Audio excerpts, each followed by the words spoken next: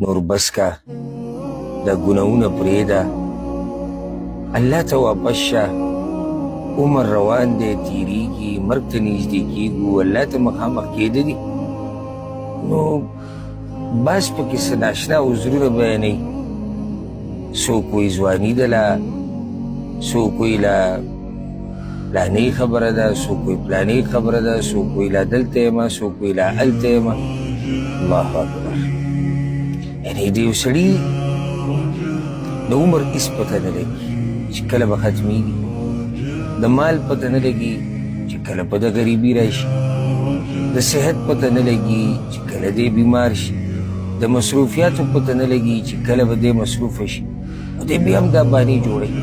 نو زه تاسو ټولو ته دا وایم چې دا کم عمر چې الله موږ له راکړی دی که نه، داسې نه د قیامت په ورځ سبا دپاره دا عمر په موږ دلیل شي، او هغه داسې چې کله جهنمیان جهنم ته لاړ شي او دوی وایي چې یا الله موږ واپس که دنیا ته، او موږ به نیک اعمال وکړو، موږ به دا وکړو، موږ به دغه وکړو. الله رب العزت به ورته وایي اولم نعمرکم ما یتذکر فیه من تذکر.